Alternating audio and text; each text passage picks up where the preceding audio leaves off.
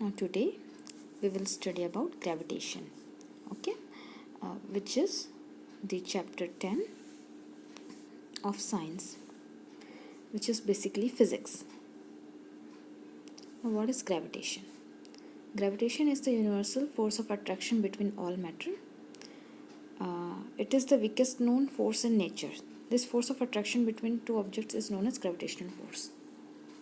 Okay gravitation क्या होता है कि पूरे यूनिवर्स में कोई भी ऑब्जेक्ट जो दूसरे ऑब्जेक्ट से अट्रैक्ट होता है तो उसके उनके बीच में जो फोर्स ऑफ अट्रैक्शन लगता है उसको कहा जाता है ग्रेविटेशन. ठीक है, जैसे कि हमको पता है कि हर एक ऑब्जेक्ट दूसरे ऑब्जेक्ट से क्या होता है, अट्रैक्ट होता है. हर एक ऑब्जेक्ट, चाहे वो ऑब्जेक्ट छोटा हो चाहे बड़ा हो मास में, है ना, तो वो एक दूसरे को अट्रैक्ट करते हैं और उन दोनों के फोर्स ऑफ अट्रैक्शन को क्या कहा जाता है, ग्रेविटेशन कहा जाता है. ये हमें सबसे पहले किसने बताया था, हमने पढ़ा है न्यूटन ने. ओके, न्यूटन ने हमें बताया कि each and every object in the universe attracts each other and the force of attraction which is acting between every object is known as gravitation. ठीक है, अब जैसे कि मैंने कहा कि ऑब्जेक्ट चाहे छोटा हो या बड़ा हो वो एक दूसरे को अट्रैक्ट करेंगे. छोटा ऑब्जेक्ट बड़े ऑब्जेक्ट को अट्रैक्ट करेगा, बड़ा ऑब्जेक्ट छोटे ऑब्जेक्ट को अट्रैक्ट करेगा. हाँ, उनका फोर्स ऑफ अट्रैक्शन कम या ज़्यादा हो सकता है मगर अट्रैक्ट वो ज़रूर करेंगे, है ना. ठीक है, और एक बात और कि ग्रेविटेशनल फोर्स जो है, जितने भी फोर्सेस जो हमें पता है नेचर में हैं उनमें सबसे वीकेस्ट नोन फोर्स होता है. ओके, एंड ग्रेविटेशन क्या होता है, gravitation is the universal force of attraction acting between all the objects which are available in the universe. ठीक है ना, अब इसको और डिटेल में हम आगे पढ़ते जाएंगे धीरे धीरे. ठीक है, आपको पूरा चैप्टर बहुत ध्यान से सुनना है, बहुत ध्यान से आपको पढ़ना है, स्किप मत करिएगा कोई भी पोर्शन. ये बहुत इंपॉर्टेंट चैप्टर है, इसमें से क्वेश्चंस बहुत आते हैं और आपने स्किप किया तो आपको बहुत दिक्कत हो जाएगी कुछ टॉपिक समझने में. ठीक है ना बच्चों, बहुत ध्यान से पढ़ना. Okay, now we will talk about gravitation. Gravitation work कैसे करता है डिफरेंट फिनोमिना में, है ना. देखिए पहला टॉपिक क्या है, बिटवीन अर्थ एंड सन, है ना. तो क्या है कि ग्रेविटेशन अर्थ और सन के बीच में कैसे काम करता है. इसका बेसिक चीज़ क्या है कि gravitational force keeps the earth orbiting around the sun, है ना. तो अर्थ, और जैसे कि मैंने पहले बताया कि जितने भी ऑब्जेक्ट्स हैं यूनिवर्स में एक दूसरे को क्या करते हैं, अट्रैक्ट करते हैं. सन अट्रैक्ट कर रहा है अर्थ को अपनी तरफ, अर्थ अट्रैक्ट कर रहा है सन को अपनी तरफ, और इनके बीच में जो फोर्स वर्क कर रहा है वो है ग्रेविटेशनल फोर्स. और यही ग्रेविटेशनल फोर्स जो है अर्थ को सन के आसपास ऑर्बिट करने में मदद करता है. ठीक है, तो gravitational force between the earth and the sun keeps the earth orbiting around the sun, है ना.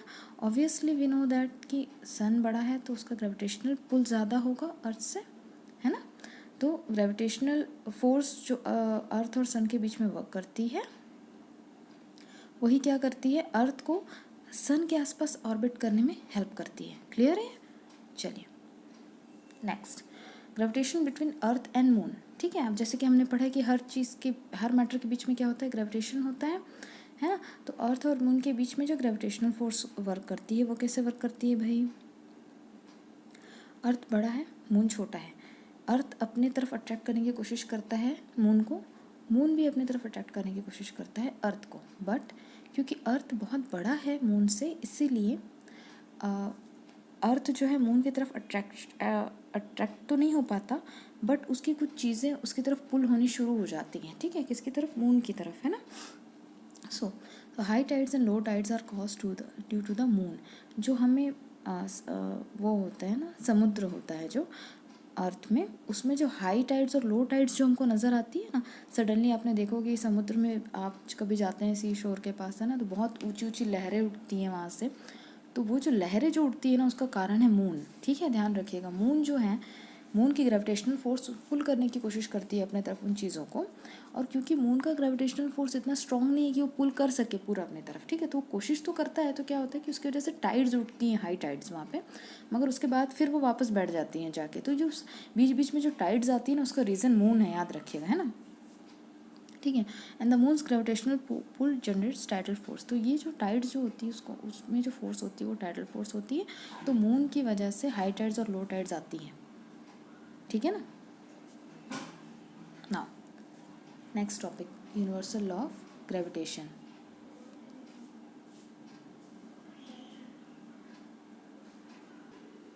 ना यूनिवर्सल लॉ ऑफ ग्रेविटेशन क्या कहता है ना?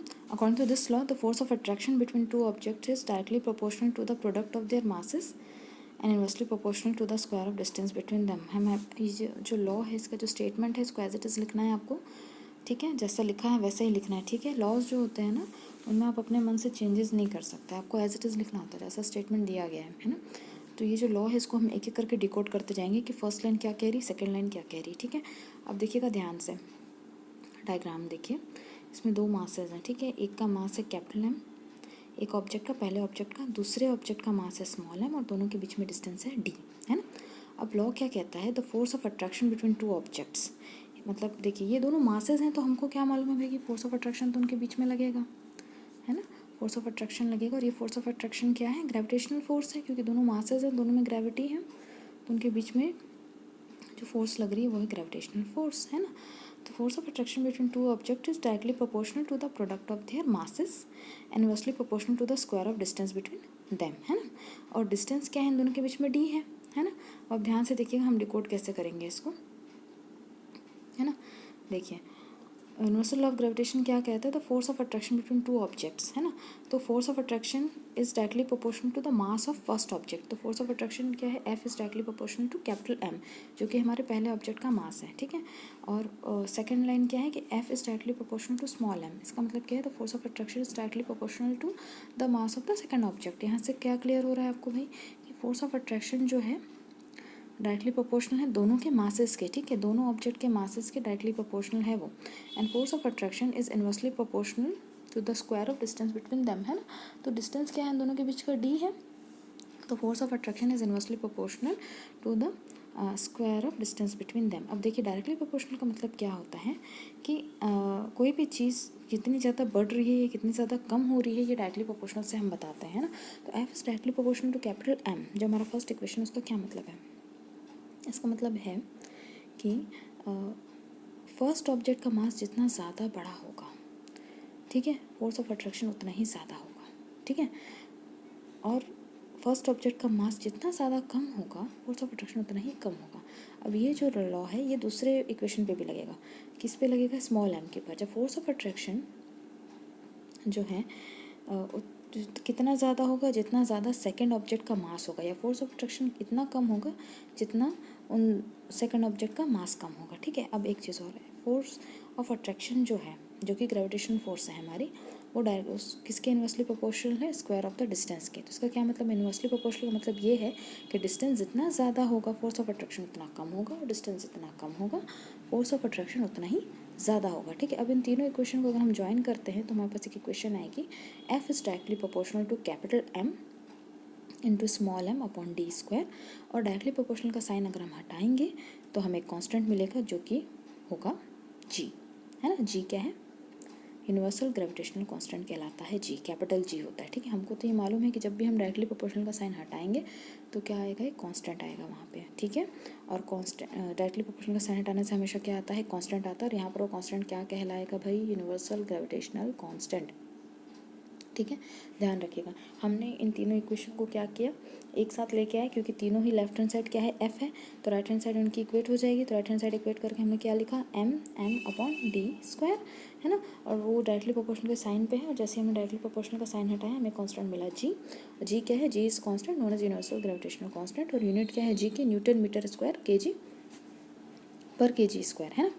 और वैल्यू क्या है जी की, 6.67 इंटू 10⁻⁻11। इसको याद रखिएगा, बहुत इंपॉर्टेंट है। यूनिवर्सल जो कॉन्स्टेंट्स होते हैं उनकी वैल्यू भी होती है, और वैल्यूज़ आपको हमेशा याद रखनी है, और यूनिट भी आप ध्यान में रखिए कि न्यूटन मीटर स्क्वायर पर के जी स्क्वायर। देखो बच्चों, ये जो यूनिट है ये कैसे निकाली जाती है, देखिए जब आप जी की यूनिट आप निकालेंगे ना, तो जी को क्या करिएगा, उस साइड रहने दीजिएगा जिस साइड वो है, और उसके बाकी जितने भी चीज़ें हैं उसके साथ में उसको आप ट्रांसफ़र करते जाइएगा, तो आपको वैल्यू मिल जाएगी। जैसे कि ना यहाँ पर आप देखिए F is equals to G M m upon D square है, तो जी को राइट हैंड साइड पे छोड़िए और बाकी सारी चीज़ों को ट्रांसफ़र कर दीजिए आप दूसरे साइड पे। आपका डी स्क्वायर जाएगा एफ के पास, और एम दोनों एम जो है वो नीचे आ जाएंगे, है ना?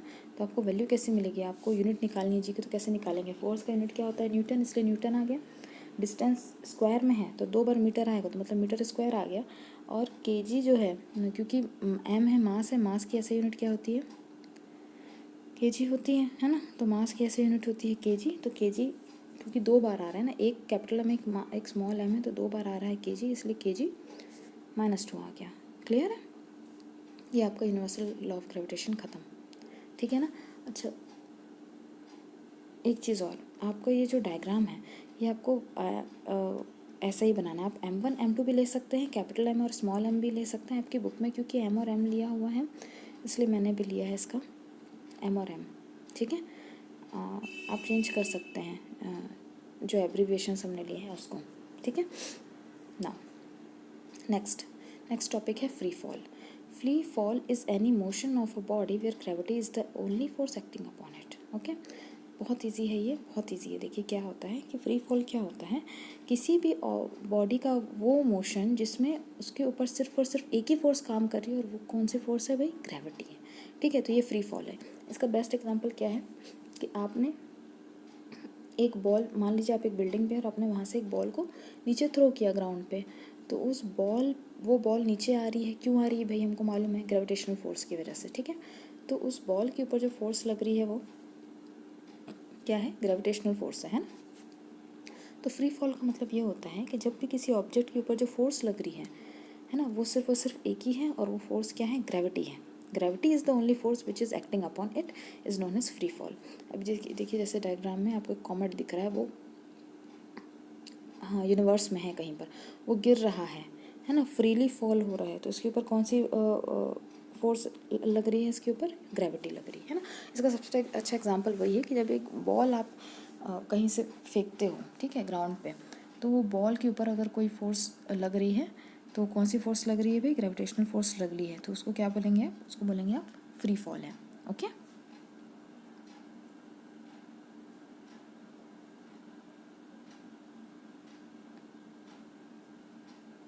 ना फ्री फॉल में एक डेरिवेशन है। ठीक है, तो इसको ध्यान से सुनिएगा, फ्री फॉल का डेरिवेशन क्या है ना।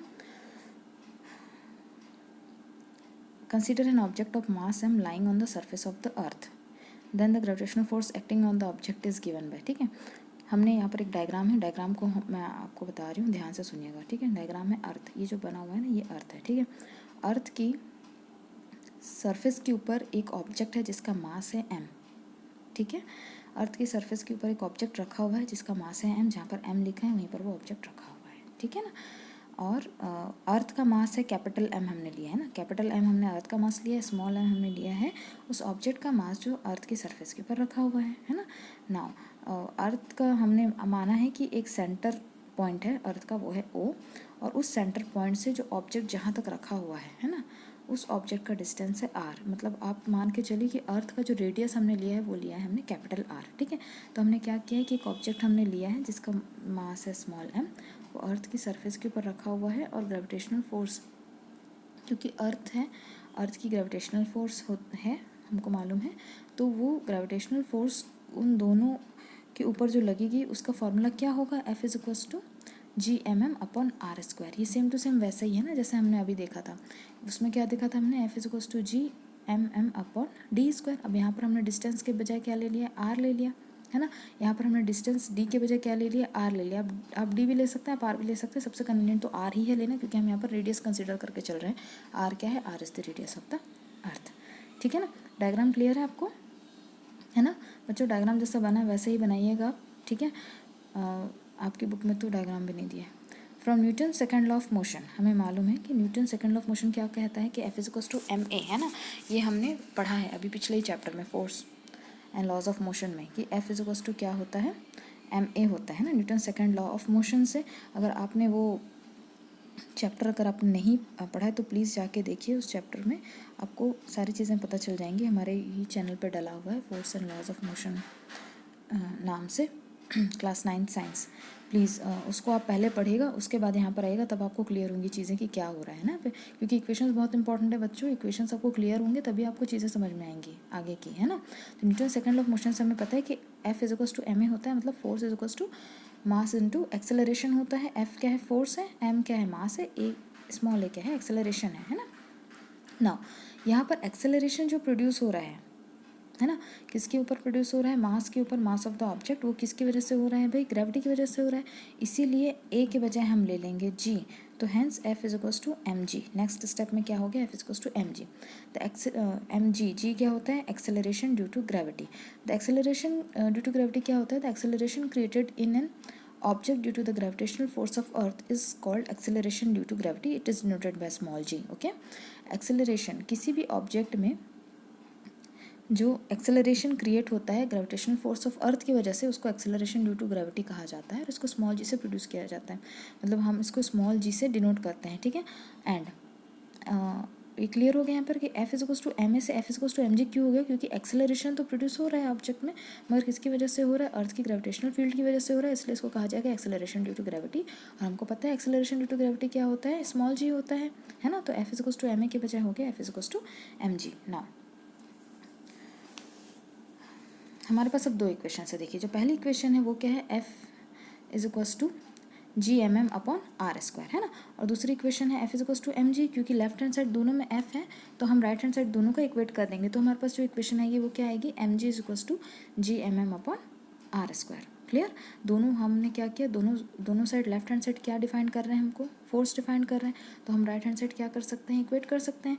तो एम जी की वैल्यू क्या आ जाएगी, G M m upon are square. अब देखिए दोनों साइड से स्मॉल एम एक दूसरे से कैंसिल हो जाएंगे, तो हमारे पास बचेगा g is equals to g small g is equals to capital G capital M upon are square. ठीक है, तो ये जो है, ये जो इक्वेशन है ये फ्री फॉल की इक्वेशन है और ये इक्वेशन है एक्सेलरेशन ड्यू टू ग्रेविटी की। क्लियर है, where small m is the mass of the object lying on the surface of the earth, capital M is the mass of the earth, r is radius of earth, o is the center of earth, g is acceleration due to gravity and capital G is gravitational constant। ठीक है, small capital G gravitational constant, इसकी value हमने देख चुकी है कि क्या है, इसकी क्या होती है इसकी वैल्यू। स्मॉल g जो होता है एक्सेलरेशन ड्यू टू ग्रेविटी, उसकी वैल्यू होती है 9.8 मीटर पर सेकंड स्क्वायर। ठीक है ना, ये इसकी वैल्यू याद रखिएगा ध्यान से। ठीक है, कैपिटल जी की वैल्यू क्या है, 9.8 मीटर पर सेकंड स्क्वायर।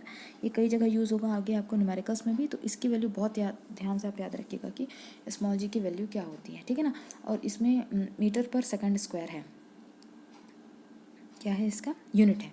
ठीक है, कैपिटल जी स्मॉल जी का। ठीक है, क्लियर है यहाँ तक आपको, है ना। ये आपका फ्री फॉल कंप्लीट हो गया।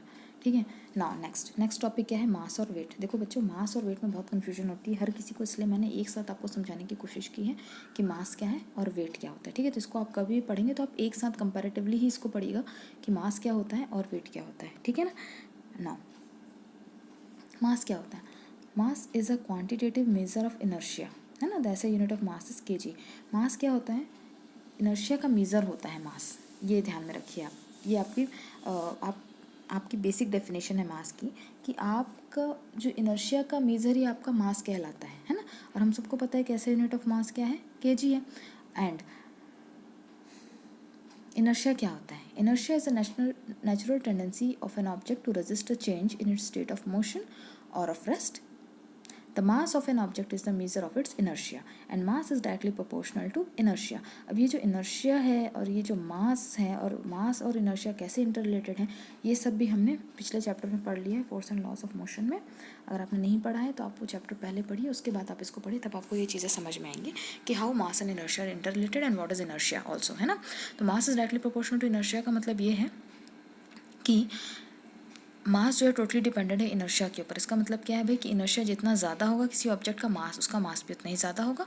इनर्शिया जितना ज़्यादा कम होगा किसी ऑब्जेक्ट का, और उसका मास भी उतना ही कम होगा। इसका मतलब ये है कि mass is directly proportional to inertia. Inertia के ऊपर डिपेंडेंट है टोटल मास। इनर्शिया बढ़ेगा तो मास बढ़ेगा, इनर्शिया कम होगा तो मास कम होगा। क्लियर है ये। Now weight, the weight of an object is the force with which it is attracted towards the earth. ठीक है, वेट क्या है, किसी भी ऑब्जेक्ट का वो फोर्स है, उस फोर्स के साथ जिस फोर्स के साथ वो अर्थ से अट्रैक्टेड है। ठीक है, ये होता है वेट। नो क्लियर हो गया डिफरेंस मास का और वेट का। What is mass, mass is a quantitative measure of inertia. Mass किसी भी ऑब्जेक्ट की इनर्शिया का मेजर है, मगर वेट क्या है, वेट क्या है किसी भी ऑब्जेक्ट का, weight is the force with which it is attracted towards the earth. वो फोर्स जिसके साथ कोई भी ऑब्जेक्ट अर्थ की तरफ अट्रैक्टेड होता है उसको बोलते हैं wait.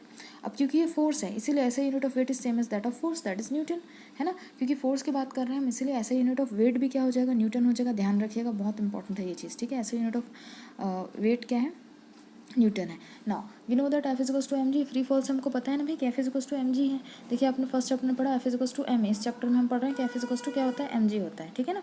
We know that F is to m g, है ना। देखो बच्चों, बीच में कोई भी चीज़ अगर आप स्किप करोगे ना तो आपको आगे की चीज़ें समझ में नहीं आएंगी। अगर किसी ने फ्री फॉल जो है वो क्या किया है, उसने स्किप कर दिया है ना, तो उसको ये नहीं समझ में आएगा कि ये कहाँ से आ रहा है, F is to m g कहाँ से आ रहा है। हमने तो F is to m a पढ़ा था, है ना। तो आपको स्किप नहीं करनी ना कोई भी चीज़, आगे भी कोई चीज़ आपको स्किप नहीं करनी, तो बहुत दिक्कत हो जाएगी, ठीक है। We know that F is to m g होता है ना, हमको पता है फ्री फॉल से। The force of attraction of the earth on an object is known as the weight of the object, है ना। अब यहाँ से हमको क्या पता चल रहा है भाई, the force of attraction of the earth on an object is known as weight of the object. ये डेफिनेशन है ना। वेट क्या है ऑब्जेक्ट का, वो है कि जिस फोर्स से वो अर्थ की तरफ अट्रैक्ट हो रहा है वही उसका वेट है, और it is denoted by W. Hence therefore W is to m g. तो F is to m g भी होता है और W is to m g भी होता है। ये दोनों बहुत इंपॉर्टेंट चीज़ है, ठीक है, क्योंकि वेट फोर्स ही है, वो फोर्स है जिसके साथ वो किसी अर्थ की तरफ या किसी भी ऑब्जेक्ट की तरफ अट्रैक्ट हो रहा है ना। मगर जब हम वेट ऑन अर्थ की बात करते हैं तब क्या होगा भाई, जब हम वेट ऑन अर्थ की बात करते हैं तब क्या होगा, तब वो वेट क्या होगा, फोर्स होगा, और फोर्स इज टू क्या होता है, एम जी होता है। देयरफॉर डब्ल्यू इज टू क्या हो जाएगा, एम जी हो जाएगा, ठीक है।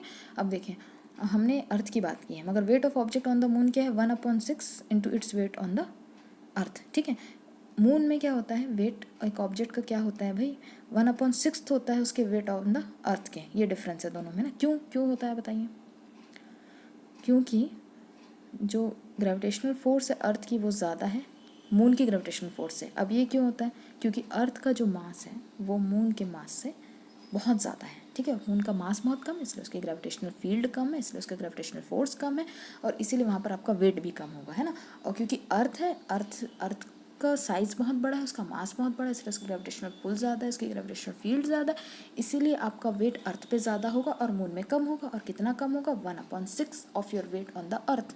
क्लियर है ये, ठीक है। नाउ थ्रस्ट एंड प्रेशर, ये दोनों भी ऐसे टॉपिक है जिसको आपको साथ में ही पढ़ना है, ठीक है ना। जैसे हमने मास और वेट साथ में पढ़ा है, हम थ्रस्ट और प्रेशर भी साथ में पढ़ेंगे, ठीक है। आप अपने नोट्स भी अगर बनाते हैं तो इनको साथ में ही लिखिएगा, नोट्स में, नोट्स बनाते हैं ना आप लोग, ठीक है। थ्रस्ट और प्रेशर हम साथ में पढ़ेंगे। थ्रस्ट क्या होता है, the force acting on an object perpendicular to the surface is called thrust. बहुत ही ईजी है ये, कि किसी भी ऑब्जेक्ट के ऊपर जो फोर्स लग रहा है, अगर वो फोर्स परपेंडिकुलरली लग रहा है ना उस ऑब्जेक्ट के ऊपर, ठीक है, तो वो क्या कहलाएगा, थ्रस्ट कहलाएगा। इसका क्या मतलब है, भी कोई ऑब्जेक्ट है उसके ऊपर आप फोर्स लगा रहे हो, और फोर्स और उस ऑब्जेक्ट के बीच में जो एंगल बन रहा है वो है 90 डिग्री का एंगल है, तो वो क्या कहलाएगा, थ्रस्ट कहलाएगा। क्लियर है ये चीज़, ठीक है ना। प्रेशर, प्रेशर क्या होता है, thrust per unit area is called pressure. अब प्रेशर यहाँ पर बहुत ही ईजी है ना,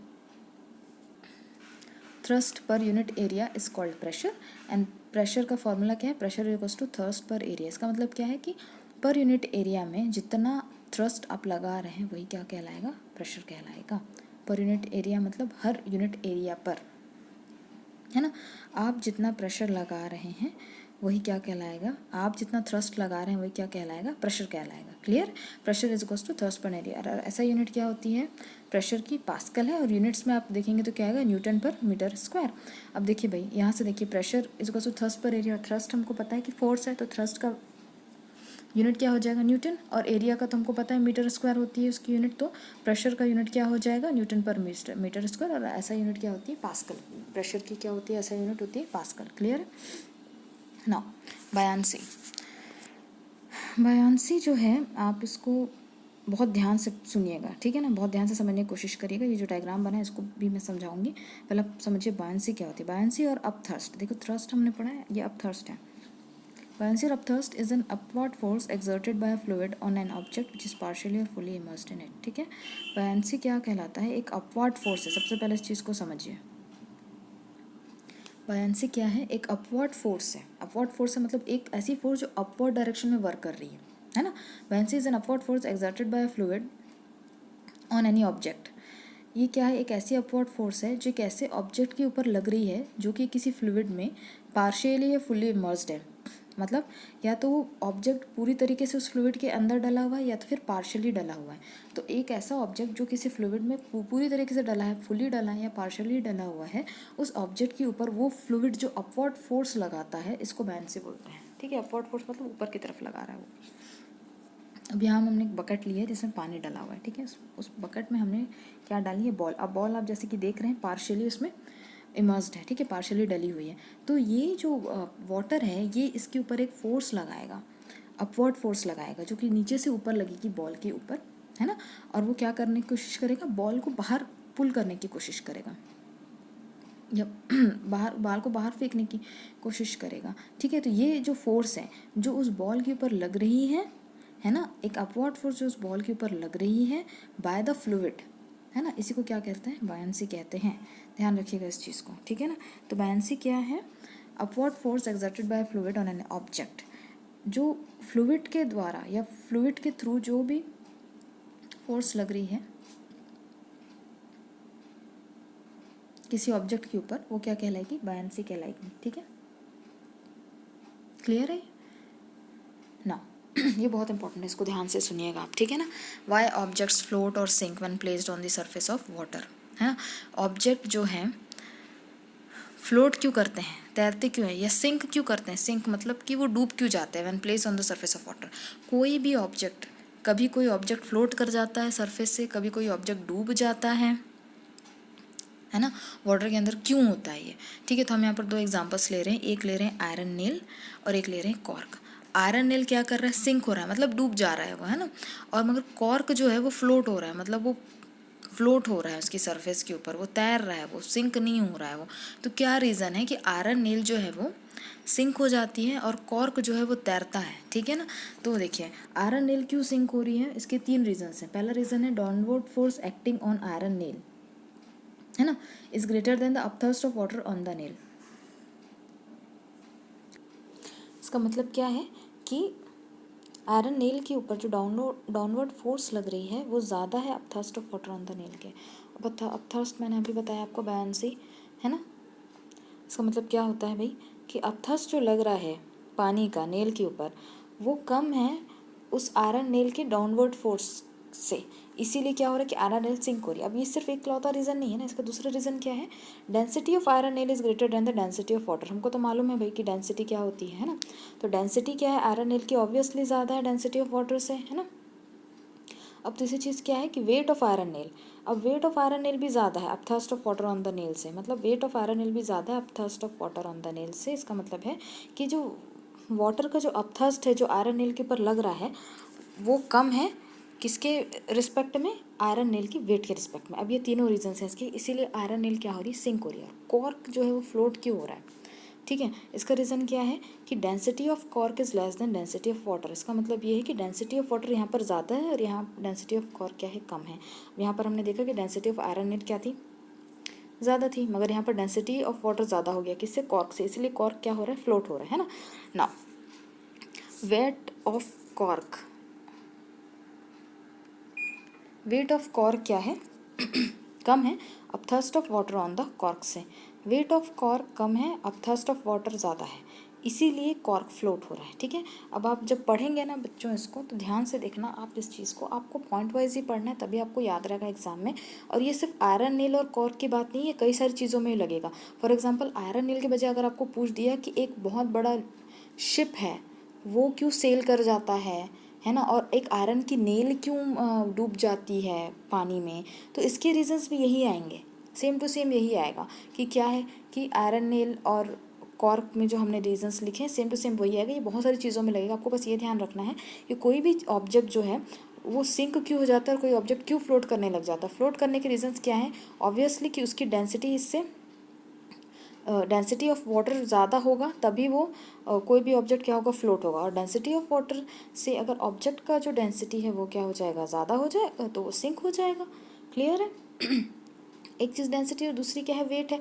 वेट जो है, वेट अगर ऑब्जेक्ट का ज़्यादा है, ठीक है ना, किससे, अपथर्स्ट से, उस वाटर के, तो भी क्या हो जाएगा, वो सिंक होगा। और अगर वो कम है तो वो फ्लोट होने लग जाएगा। तो ये हर चीज़ में लगेगा, हमने एग्जाम्पल बेसिक एग्जाम्पल लिया है आयरन नेल और कॉर्क का, ये हर चीज़ में लगेगा मगर, ठीक है। तो आपको ये बेसिक पॉइंट्स है, इसको आपको ध्यान में रखना है, इसको आप लिख देंगे पॉइंट वाइज तो आपका आंसर बहुत बढ़िया बन जाएगा, ठीक है ना। Now next, what is Archimedes principal, ठीक है। आर्किमिडीज प्रिंसिपल जो है ना बायंसी से रिलेटेड है, तो आपको बायंसी या अपथर्स्ट पहले आपको समझना पड़ेगा, उसके बाद आप इसको समझेंगे तो आपको बहुत अच्छे से क्लियर हो जाएगा, क्योंकि हमने बायनेंसी पढ़ ली है तो आर्किमिडीज प्रिंसिपल आपको बहुत अच्छे से क्लियर हो जाएगा। देखिए आपको स्किप करके नहीं चलना है ना, मैं आपको पहले भी बोलूँ, स्किप अगर कोई भी पोर्शन करोगे तो आपको आगे का पोर्शन समझ में नहीं आएगा, है ना बच्चों। तो आप क्योंकि समझने के लिए ही आपने क्लिक किया है वीडियो पे, तो आप अगर आप समझना चाहते हैं तो आप प्लीज़ थोड़ा ध्यान से पढ़ने की कोशिश करिए, तो आपको बहुत अच्छे से समझ में आ जाएगी हर चीज़ें, है ना। तो आर्किमिडीज प्रिंसिपल क्या कहता है, when a body is immersed partially और फुल्ली और partially in a fluid it experiences N upward force. ये तो बायनेंसी की ही है ना, बायनेंसी की डेफिनेशन है कि नहीं है, कि जब कोई बॉडी जो है फुल्ली या पार्शियली किसी फ्लूइड में डूबती है, फुल्ली या पार्शियली मतलब या तो पूरी किसी फ्लूइड में डली हुई, या पार्शियली मतलब ज़रा सा ही किसी फ्लूइड में इमर्स्ड है, तो उस पर एक अपवर्ड फोर्स एक्ट करता है, जो कि क्या कहलाता है, बायनेंसी या थ्रस्ट कहलाता है, हमें मालूम है, ठीक है। It experience an upward force that is equal to the weight of the fluid displaced by it. अब आर्किमिडीज ने इस बायनेंसी के डेफिनेशन को थोड़ा सा एक्सटेंड कर दिया और उसने एक प्रिंसिपल दिया, वो क्या दिया कि वो फोर्स जो है किसके इक्वल होता है, वो जो बायनेंसी है या जो अपवर्ड फोर्स जो लग रहा है वो किसके इक्वल होता है, weight of the fluid displaced by it, है ना। इसका मतलब है कि जो ऑब्जेक्ट फ्लूइड में पार्शियली या फुल्ली इमर्स्ड है ना, तो वो कितना फ्लूइड डिस्प्लेस कर रहा है उसका वेट उस अपवर्ड फोर्स के इक्वल होगा। क्लियर है ये। अब जैसे फॉर एग्जांपल यहाँ पर एक शिप है ना, शिप है जो सेल कर रही है रिवर में, है ना, तो इस शिप की अकॉर्डिंग टू आर्किमिडीज प्रिंसिपल इस शिप में जो अपवर्ड फोर्स लग रहा है वो किसके इक्वल है भाई, वो इक्वल है उस फ्लूइड के जो ये शिप डिस्प्लेस कर रहा है इन ऑर्डर टू फ्लोट, है ना, in order to sail through the river. उस जितना पानी ये डिस्प्लेस करेगा उसका वेट किसके बराबर होगा भाई, वो अपवर्ड फोर्स के जो ये पानी इसके ऊपर लगा रहा है। क्लियर है। आर्किमिडीज प्रिंसिपल बहुत इजी है, ये क्या है, आप इसको बहुत शॉर्टकट में अगर आप पढ़ना चाहते हो तो upward force is equal to the weight of the fluid displaced, है ना। तो अपवर्ड फोर्स जो लग रहा है इसके ऊपर वो किसके इक्वल है, weight of the fluid displaced by the ship, या फिर displaced by any of the object which is partially और fully immersed in a fluid is known as Archimedes principle. ये बहुत इजी है, और आपको कभी भी आर्किमिडीज प्रिंसिपल पढ़ना हो तो सीधा इसको मत पढ़िएगा, पहले बायनेंसी पढ़िएगा, उसके बाद आपको आर्किमिडीज प्रिंसिपल बहुत अच्छे से क्लियर हो जाएगा, ठीक है। अब एप्लीकेशंस भी हैं इसके भाई, बहुत सारी एप्लीकेशंस हैं। पहला एप्लीकेशन क्या है, it is used in designing ships and used in designing submarines, और ऐसी और भी बहुत सारी चीज़ें ये डिज़ाइन करने में हेल्प किया है आर्किमिडीज प्रिंसिपल ने। तो आर्किमिडीज प्रिंसिपल आपके एग्जाम पॉइंट ऑफ व्यू से भी बहुत इंपॉर्टेंट है ना, आपके एग्जाम पॉइंट ऑफ व्यू से भी बहुत इंपॉर्टेंट है। और एक बात और मैं फिर से बोलूँगी आपको कि स्टेटमेंट्स जो होते हैं ना बच्चों, वो आपको एज इट इज़ लिखना है ना, आप अपने वर्ड्स में नहीं लिख सकते स्टेटमेंट्स, ठीक है। स्टेटमेंट जैसा उस साइंटिस्ट ने दिया है आपको वैसा ही लिखना है, आप वर्ड्स इधर उधर नहीं करेंगे स्टेटमेंट्स के, ठीक है ना। ये बहुत इंपॉर्टेंट चीज़ है ना। नाउ आर्किमिडीज प्रिंसिपल तो इस चैप्टर का लास्ट टॉपिक था, और हमने जितने भी इंपॉर्टेंट टॉपिक है वो सारे के सारे कवर कर लिए हैं, नॉन इम्पॉर्टेंट टॉपिक्स भी कवर कर लिए हैं, सारा कुछ कवर किया है। नॉन इम्पॉर्टेंट टॉपिक्स का मतलब ये है भाई कि वो आपको पढ़ना इसलिए ज़रूरी है क्योंकि उसी से आपको इंपॉर्टेंट टॉपिक समझ में आएंगे। तो पूरा ही जो चैप्टर कंप्लीट हो चुका है आपका, है ना। मैंने कोशिश की कि मैं बहुत अच्छे से आपको समझा सकूं। फिर भी अगर आपको कोई डाउट है तो प्लीज़ आप कमेंट सेक्शन में आके मुझसे पूछ सकते हैं। एंड प्लीज़ अगर आपको ये वीडियो अच्छा लगा है तो इसको लाइक करिए और मेरे चैनल को सब्सक्राइब करिए प्लीज़। और अगर आपको ऐसी वीडियोज़ और चाहिए तो आप मुझे सब्सक्राइब करिए और लाइक करिए इस वीडियो को, तब मुझे समझ में आएगा ना कि आपको मेरे वीडियोज़ पसंद आ रहे हैं, है ना, और आपको मेरे वीडियो से समझ में आ रहा है। अगर आप सब्सक्राइब नहीं करेंगे और लाइक नहीं करेंगे तो मुझे समझ नहीं आएगा कि आपको समझ में आ रहा है कि नहीं मैं जो समझा रही हूँ, या मेरे वीडियोस आपको पसंद आ रहे हैं कि नहीं, है ना। So please like and share my video and subscribe to my channel. Thank you.